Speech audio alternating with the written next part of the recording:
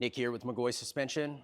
I've got a good video for you guys today, some education. We would like to help people understand the difference between 4-inch kit and leveling kit. And we have two trucks sitting here that we want to show you. Now, I want to first start off by saying what I'm trying to explain here is the benefit of a 4-inch kit if your leveling kit is stretched out. So I want to start off by saying leveling kits are not a bad thing if used correctly, used within what they're supposed to be.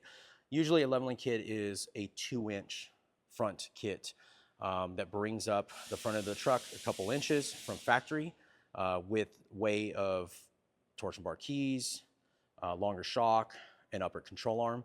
That is a kit that is going to help you gain droop travel that offsets the height that you're adding to the truck, so then you can still maintain droop travel at the new ride height.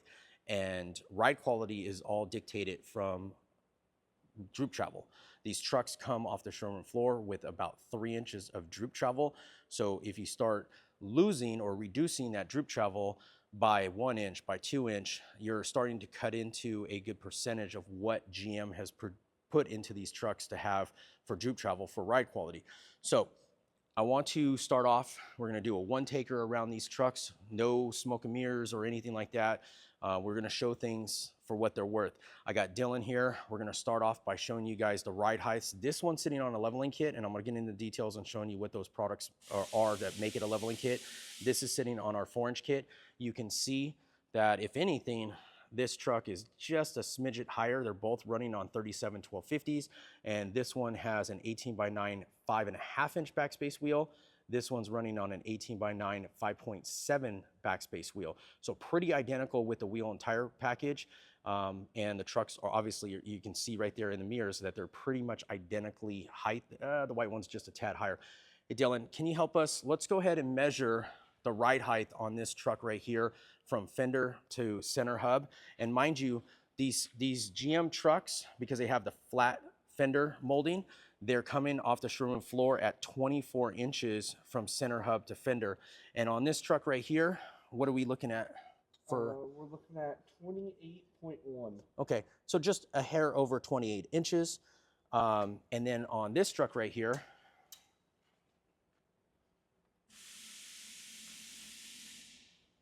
We are looking at 28.3. okay, so obviously this one is just a smidget over, but here's the funny thing. I told you that this truck has a leveling kit on it. So leveling kits should be used within a 2-inch range from factory. So that should be at 26 inches, but we're over that by farther. This is what is a prime example that I see running around on the internet. Guys are buying leveling kits and they're saying that they got 37 1250s on an aftermarket wheel. Sometimes, you know, not so much poke, you know, like this one doesn't have that much poke at all. It actually doesn't have any poke. It's pretty flush on the wheel well.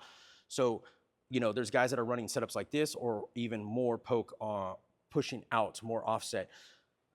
And I ask them like, hey, can you measure from the center hub to fender? Because they might be, you know, having drivability issues, rubbing issues, you know, maybe harsh ride. And I'm gonna start showing you right here that this truck right here has no fender or bumper modification at all. It's completely stock. It barely rubs right in this area. It would need a minor trim, in my opinion, to make it work properly.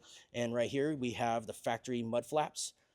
These are called mud flaps, and those are factory. I'm gonna show you right here, equal. We have on the 4-inch kit, factory mud flaps. Those are factory, nothing's cut. And over here, we have our felt is pushed forward, and we have just a minor trim on this lower section right here. I'd probably say that this white truck needs the same thing done to make these work over here. But here's where things start getting really, really interesting. They're both sitting at the same height. Leveling kit stretched out, 4-inch kit. Now let's look over at the leveling kit real quick here. We have our McGaughys upper control arms, our M84 series shocks, and look at that control arm. That control arm is pretty much tapped out. There is, I can't even get the camera in there. There is no fallout. Okay, maybe a smidget. But as you go down the road, this is, I mean, anything that you go over the road, I mean, We can push it up. Hey, Dylan, real quick, push up and down on this bumper. I want to show.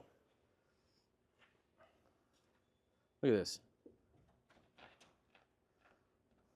Look at that. So that's how much droop travel this truck has at this ride height. Let's also look at these angles down underneath here. Okay, so the CV angles, those are going to be spinning going down the road at that angle. So at some point, it's going to put a lot of wear and tear on that CV shaft. Let's look at the tie rods. The tie rods are now at a way harsh angle, and that center link is going to be completely rotating back and forth every time it hits a bump because it's shoving up and down on that center link. That's going to put more wear and tear on your idler and pitman arm. Okay.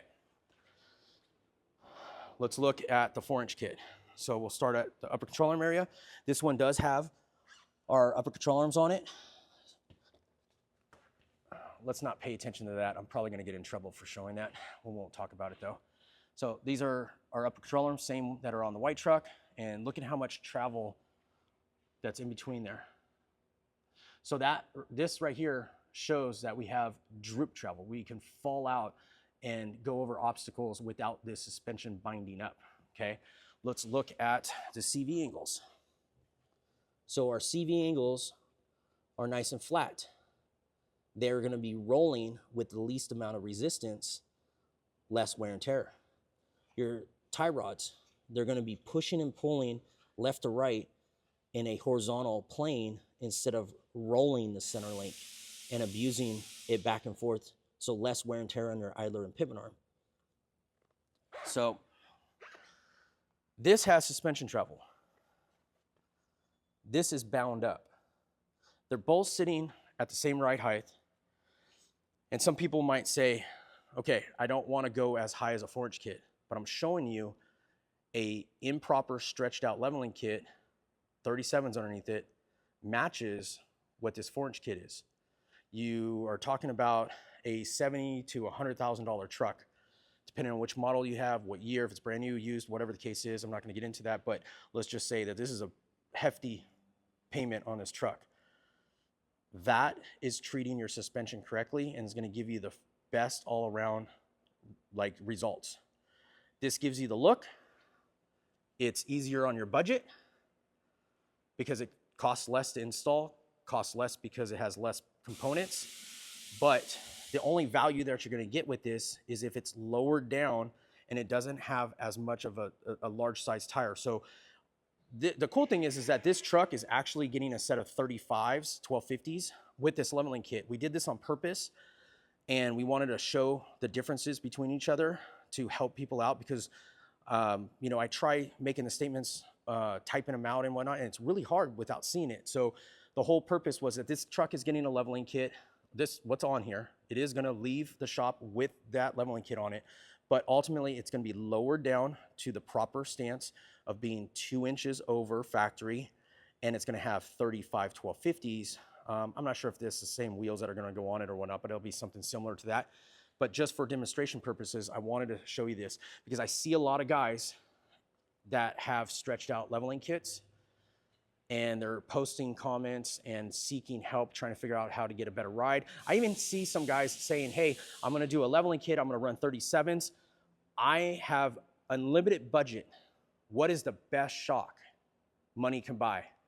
And I read that and I'm saying to myself, you're gonna spend double, triple, quadruple amount on shocks when your suspension can't even move because you're going up too high.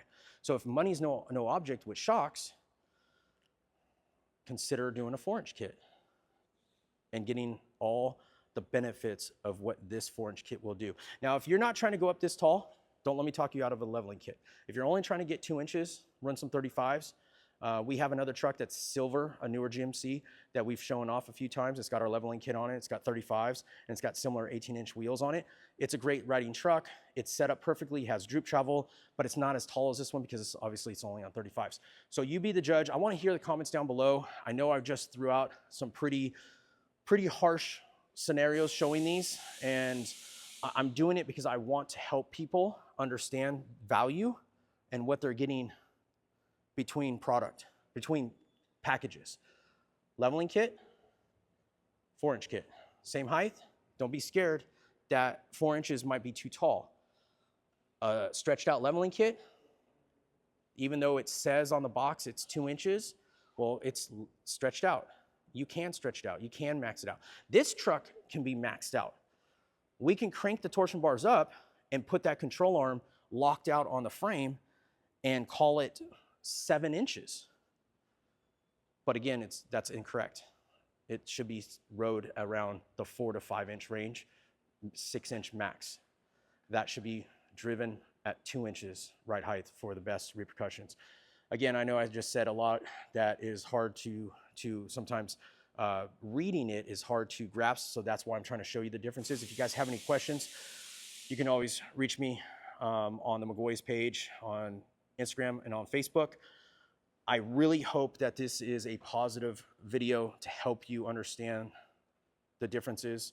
And if you have a truck that's anyone's leveling kit, and it's not putting down another brand, if anyone's leveling kit that you have on your truck and you're suffering from bad ride quality, go and look underneath your truck. Look at this area right here. See how far it's, how much space is in between there. And then if you want, measure from your fender down to your center hub and see how much ride height you have, and then, you know, go from there. Thanks for watching, guys. Thanks for all the support. We are just, you know, really, really appreciative of everyone. This is Nick. We'll see you guys on the next video.